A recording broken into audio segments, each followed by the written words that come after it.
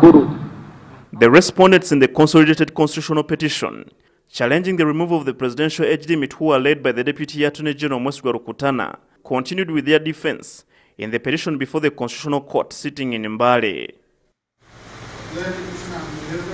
The petitioners are also challenging the extension of term of office for the president, MPs and local government leaders from 5 to 7 years, and the restoration of the presidential 5-year limit.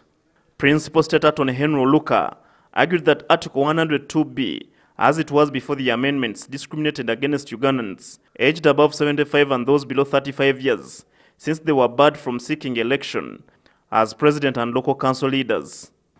There may be a very fair percentage also of people who are above the age of 75. So bring on board those who are below 35 and also bring on board that small majority which is above 75 that had been excluded by the Constitution. However, the justices challenged him to justify whether other limitations for someone to contest for president, such as educational qualifications, should also be removed, since they also discriminate.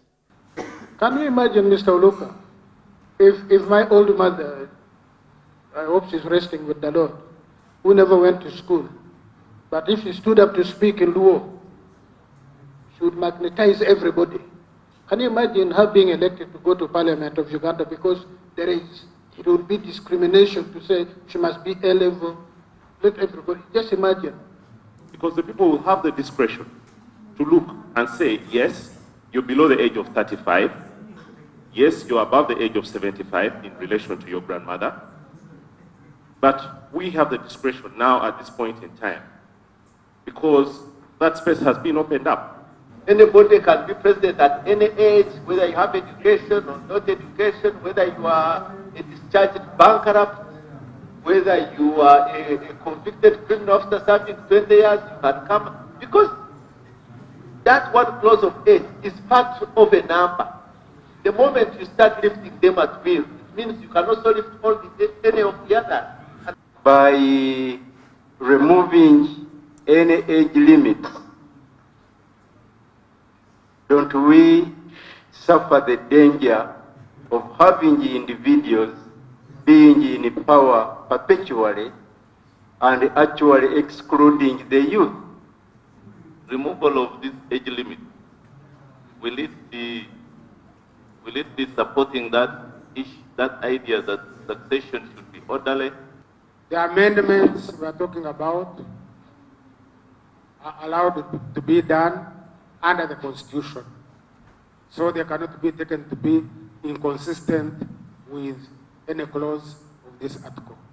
The lead lawyer of the petitioners, Mbale Ogalo, argued that the entire process of drafting Raphael Majezi's private member's bill was unlawful since it did not consider the core principles of the 1995 Constitution of orderly succession and peaceful transfer of power. He cited the Justice Odoki and Professor Sempeba review constitutional commissions, which held widespread consultations before the enactment of the Constitution, and among other things, the two principles stood out. Although it dealt with the two-term limits, the reasons that passed by the people in respect of the two-term limits are also applicable in the case of age limits. Another petitioner, Malema Bilis, who is representing himself, asked court to strike out the evidence given on Tuesday by Secretary to the Treasury Keith Muhakanizi, since he did not directly author the two certificates of financial implication in relation to the Majezi bill. He also asked court to disregard the evidence of the Chief of Defense Forces, General David Muhoozi, since he was not at Parliament on 27 September 2017, when the police and soldiers forcefully ejected MPs from the House. It's my submission, my lord, that Mr. Keith Muhakanizi and General David Muhoozi could not prove the contents of those affidavits by their own knowledge.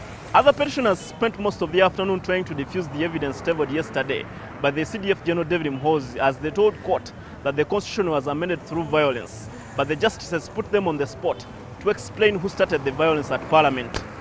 Habad Ziwa, NTV, Mbale.